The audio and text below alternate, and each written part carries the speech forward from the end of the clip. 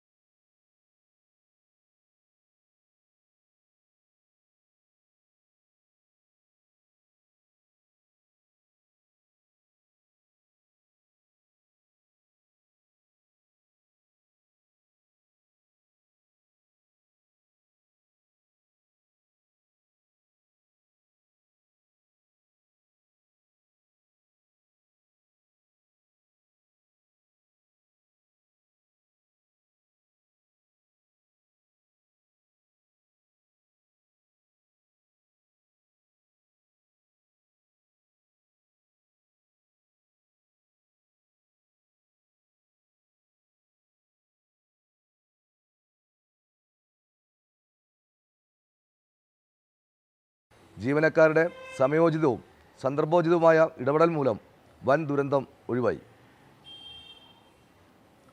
ഉത്തരവാദിത്തപ്പെട്ട ഒരു ജനപ്രതിനിധി എന്ന നിലയ്ക്കും താൻ കൈകാര്യം ചെയ്യുന്ന വകുപ്പ് എന്ന നിലയിലും ബഹുമാനപ്പെട്ട ഗതാഗത വകുപ്പ് മന്ത്രി ശ്രീ KB ഗണേഷ് കുമാർ ഈ അപകടം നടന്ന് നിമിഷങ്ങൾക്കുള്ളിൽ തന്നെ പ്രതികരണവും വലിയൊരു പ്രസ്താവനയും നടത്തുകയുണ്ടായി.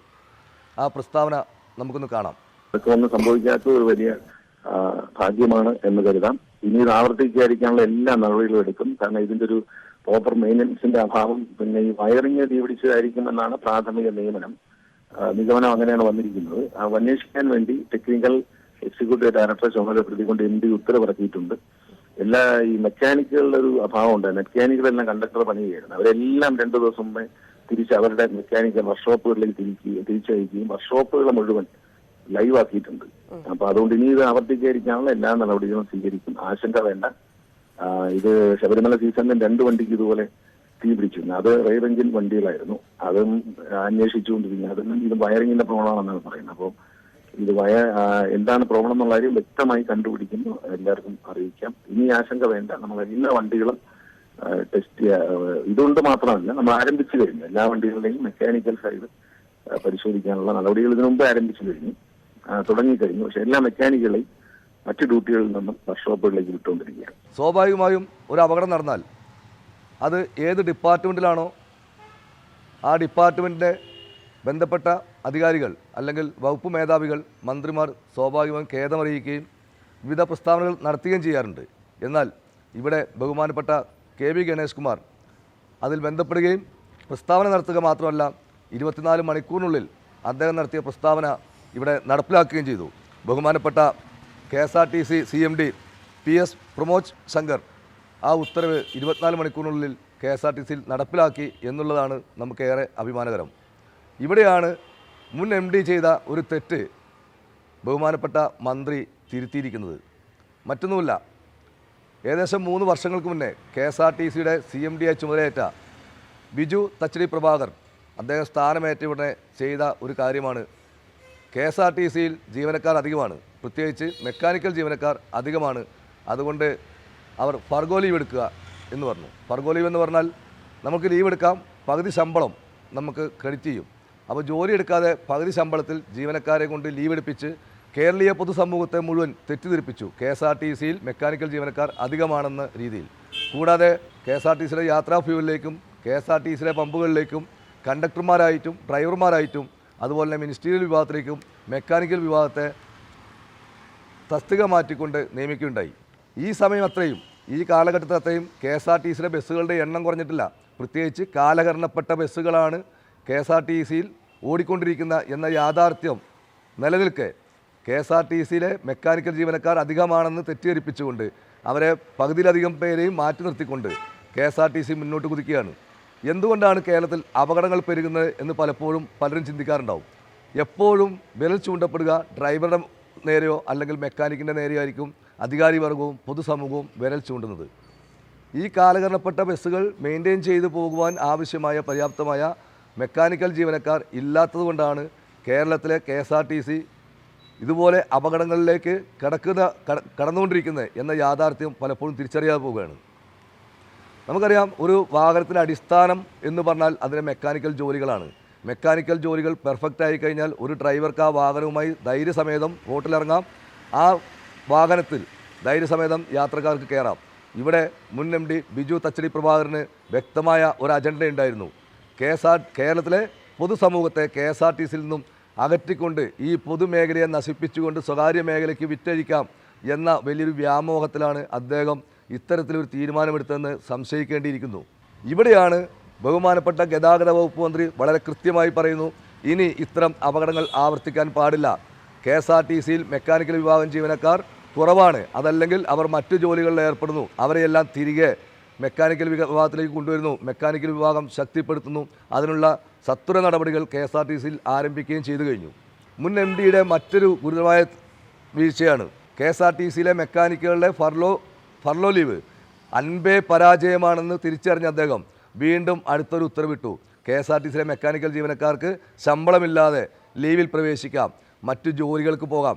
ഒന്ന് ആലോചിച്ച് നോക്കണം, PSC മുഖാന്തരം പരീക്ഷ എഴുതി വന്ന ഒരു സർക്കാർ ജീവനക്കാരന് ആ ജോലി അല്ലാണ്ട് കേരളത്തിൽ ലോട്ടറി കച്ചവടം മാത്രമാണ് നിയമവിധേയം എന്നിരിക്കെ മുഴുവൻ സമയം ലീവ് എടുക്കാം, വെറുതെ ഇരിക്കാം, അവർക്ക് ഇതര ജോലികളിലേക്ക് പ്രവേശിക്കാം എന്ന തരത്തിലേക്ക് ഈ സമൂഹത്തെ കൊണ്ടെത്തിച്ചു എന്നുള്ളതാണ്. സ്വന്തം കുഞ്ഞിനെ കൊല്ലുന്നതിന് തുല്യമെന്ന നിലയ്ക്ക് KSRTCയുടെ ഓടിക്കൊണ്ടിരുന്ന ആയിരക്കണക്കിന് ബസ്സുകൾ കേരളത്തിലെ വിവിധ യാർഡുകളിൽ ആക്രി കച്ചവടക്കാർ അലുമിനിയം കലം ചളുക്കുന്നത് പോലെ ചപ്പിച്ചളുക്കി അദ്ദേഹം കൊണ്ട് കൂട്ടിയിട്ടു. എന്നിട്ട് പറഞ്ഞു KSRTCക്ക് ബസ്സില്ല. കേരളത്തിലെ പൊതുഗതാഗതത്തെ നശിപ്പിക്കുന്ന തരത്തിലേക്ക് അദ്ദേഹത്തിൻ്റെ ഇത്തരം ധാർഷ്ട്യ തീരുമാനങ്ങൾ എത്തി എന്നുള്ളത് വേണം നമുക്ക് വിലയിരുത്താൻ. നിലവിലത്തെ അവസ്ഥ തന്നെ കേരളത്തിലെ കാലഹരണപ്പെട്ട വാഹനങ്ങൾ മെയിൻ്റെനൻസ് ചെയ്യുന്നതോടൊപ്പം തന്നെ മുൻ MDയുടെ കാലത്ത് വാങ്ങിയ BS6 വാഹനങ്ങൾ, പ്രത്യേകിച്ച് സ്വിഫ്റ്റ് വാഹനങ്ങൾ അമ്പേ പരാജയമാണ്. അതിൻ്റെ മെയിൻ്റെനൻസ് ജോലികൾ അതിന് ഗ്യാരണ്ടി ഉണ്ട് എന്ന് പറഞ്ഞു വാങ്ങിയെങ്കിൽ പോലും ഇപ്പോഴും അത് KSRTCയിലെ ജീവനക്കാർ തന്നെയാണ് മെയിൻ്റെനൻസ് നടത്തിക്കൊണ്ടിരുന്നത്. അത് വിശദമായി പരിശോധിച്ചാൽ നമുക്ക് മനസ്സിലാകും. ആ വാഹനങ്ങൾ വാങ്ങി അധികകാലം ആകുന്നതിന് മുന്നേ തന്നെ അത് റോഡരികിൽ കിടക്കുന്ന കാഴ്ചയാണുള്ളത്. അതിൽ KSRTCയിലെ മെക്കാനിക്കിന് പ്രത്യേകിച്ച് ചെയ്യാനൊന്നുമില്ല, ഓട്ടോമാറ്റിക് സിസ്റ്റമാണ്. ഈ ഓട്ടോമാറ്റിക് സിസ്റ്റമുള്ള ബസ്സുകൾക്ക് മെയിൻറ്റെയിൻ ചെയ്യുവാനുള്ള കൃത്യമായ പരിശീലനം KSRTCയിലെ ജീവനക്കാർക്ക് നൽകിയിട്ടില്ല. അതോടൊപ്പം തന്നെ കാലഹരണപ്പെട്ട ബസ്സുകൾ തന്നെ മെയിൻറ്റെയിൻ ചെയ്ത് പോകാനുള്ള നിലവിലുള്ള ജീവനക്കാർ KSRTCയിലില്ല. ഇപ്പോൾ തന്നെ ഒരു മെക്കാനിക്കിനെ സംബന്ധിച്ച് നമുക്കറിയാം, പമ്പ് ഓപ്പറേറ്റർമാരില്ല. KSRTCയിൽ പമ്പ് ഓപ്പറേറ്റർമാർ വളരെ കുറവാണ്. അപ്പോൾ സ്വാഭാവികമായും ആ പമ്പ് ഓപ്പറേറ്ററുടെ ജോലി എടുക്കണം ഒരു മെക്കാനിക്ക്. ഇനി റീജിയണൽ വർക്ക്ഷോപ്പുകളിൽ നിന്ന് സാധനങ്ങൾ വരുമ്പോൾ ഒരു ലോഡിങ്ങുകാരുടെ ജോലി, അതുപോലെ അൺലോഡിങ്ങിൻ്റെ ജോലി, ഇത് മെക്കാനിക്കൽ ജീവനക്കാർ ചെയ്യണം. സാധാരണ ഒരു സർക്കാർ ഓഫീസിൽ ചെന്നാൽ 1 മണി മുതൽ 2 മണി വരെ ഒരു ബോർഡ് വെച്ചിട്ടുണ്ട്, വിശ്രമ സമയം അല്ലെ ഉച്ചഭക്ഷണ സമയം എന്ന് വെച്ചിരിക്കുന്നിടത്ത് KSRTCയിൽ ഒരു മെക്കാനിക്കിന് കൃത്യമായി വിശ്രമ സമയം പോലും ഇവിടെ നിഷ്കർഷിച്ചിട്ടില്ല എന്നുള്ളതാണ്. അവൻ ഊണ് കഴിക്കാനിരിക്കുമ്പോഴായിരിക്കും ഒരു ബസ് ബ്രേക്ക് ഡൗൺ ആയി കടന്നു വരുന്നതെങ്കിൽ ആ ചോറും പാത്രം അടച്ചു വെച്ച് കൈ കഴുകി ആ ബ്രേക്ക് ഡൗൺ അറ്റൻഡ് ചെയ്തിട്ട് വേണം അവൻ്റെ ഉച്ചയൂണോ അല്ലെങ്കിൽ അവൻ്റെ ഭക്ഷണം കഴിക്കാൻ തുടങ്ങാൻ കഴിയുള്ളൂ. ഈ ഒരു അവസ്ഥയിലാണ് KSRTCയിലെ മെക്കാനിക്കുകൾ മുന്നോട്ട് പോകുമ്പോഴാണ് മുൻ MD ബിജു തച്ചടി പ്രഭാകർ ഇത്തരം ആളുകൾ KSRTCയിൽ അധികമാണ് എന്ന് പ്രഖ്യാപിക്കുന്നത്. സ്റ്റോർ ജീവനക്കാർ, KSRTCയിൽ ആവശ്യമായ സ്റ്റോർ ജീവനക്കാരില്ല. അല്ലെങ്കിൽ അവിടുത്തെ ഒരു പ്രശ്നം, KSRTCയിൽ ജോലി ചെയ്ത് വിവിധ അപകടങ്ങൾ സംഭവിച്ച് ആ ജോലിയിൽ തുടരാതിരിക്കുമ്പോൾ കാറ്റഗറി ചേഞ്ചിലൂടെ ലോവർ കാറ്റഗറിയിലേക്ക് വന്ന സ്വന്തമായി ഭക്ഷണം കഴിക്കാൻ പോലും പറ്റാത്ത, എഴുതാൻ പോലും കഴിയാത്ത തരത്തിലുള്ള ആളുകൾ സ്റ്റോർ ജീവനക്കാരായിട്ട് വരുമോ? KSRTC കണക്കിൽ എണ്ണത്തിലുണ്ട്. ഈ ജോലി കൂടിയും ഇപ്പോൾ KSRTCയിലെ മെക്കാനിക്കൽ വിഭാഗം ജീവനക്കാർ ചെയ്യേണ്ടതായി വരികയാണ്. ഒരു ഡിപ്പോയിൽ നിന്ന് ഒരു സാധനം വിളിച്ചു ചോദിച്ചാൽ അതുമായി സ്റ്റേഷൻ മാസ്റ്റർ ഓഫീസർ മുന്നിൽ പോയി നിന്ന് ആ ബസ് കാത്ത് നിന്ന് ആ ബസ്സിൽ ഈ സാധനം കൊടുക്കണം. തിരിച്ചു വരുമ്പോഴും ഇത് തന്നെയാണ്. അപ്പോൾ അതുപോലെ ഒരു ബ്രേക്ക് ഡൗൺ വന്നു, നമുക്കറിയാം, ഒരു ബ്രേക്ക് ഡൗൺ 10 കിലോമീറ്റർ അപ്പുറം ഒരു ബ്രേക്ക് ഡൗൺ വന്നാൽ ഈ മെക്കാനിക്കൽ ജീവനക്കാരൻ തന്നെയാണ് ഈ ബ്രേക്ക് ഡൗൺ അറ്റൻഡ് ചെയ്യാൻ വേണ്ടി പോകുന്നത്. അപ്പോൾ എവിടെയാണ് ഡിപ്പോയിലെ വാഹനങ്ങൾ മെയിൻറ്റെയിൻ ചെയ്യുവാനുള്ള, അതിന് കൃത്യമായി മെയിൻ്റെനൻസ് നടത്തുവാനുള്ള ഒരു സമയവും ഈ ജീവനക്കാർക്ക് ലഭിക്കുക? ഇനി അതുപോട്ടെ, KSRTCയിലെ ഇലക്ട്രീഷ്യന്മാരുടെ എണ്ണം എടുക്കണം, എത്രയാണെന്നുള്ളത്.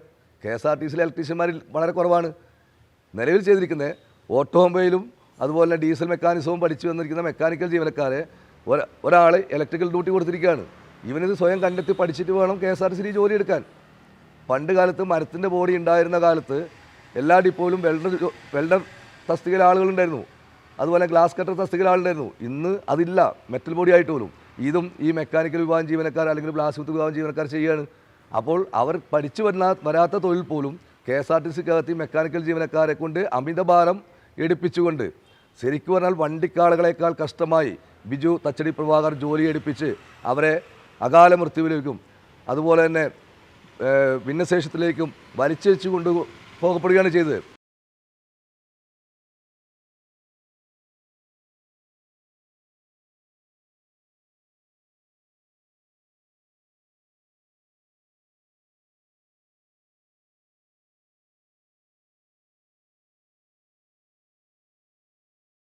KSRTCക്ക് ആകെ ഉണ്ടായിരുന്ന ഒരു വെസ്റ്റിബിൾ ബസ്സാണ് ഇന്ന് അഗ്നിക്കിരയായത്. കരുനാഗപ്പള്ളി ഡിപ്പോയിലെ RN 777 എന്ന നമ്പർ ബസ്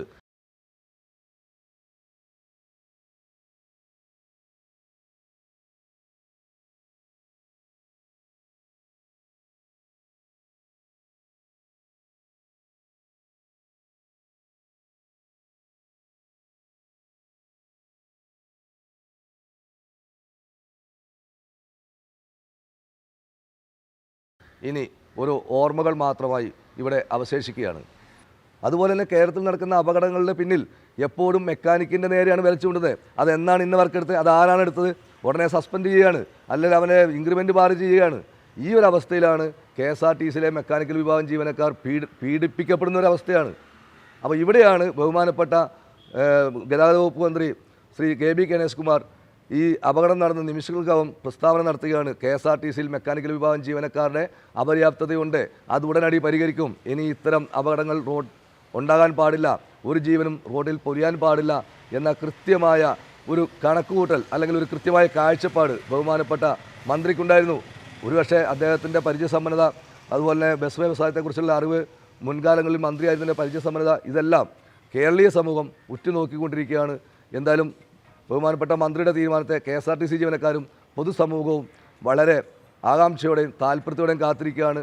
അങ്ങയുടെ തീരുമാനങ്ങൾ, ഇത്തരം നല്ല തീരുമാനങ്ങൾ KSRTCയിൽ നടപ്പാക്കാൻ എത്രയും പെട്ടെന്ന് സാധിക്കട്ടെ.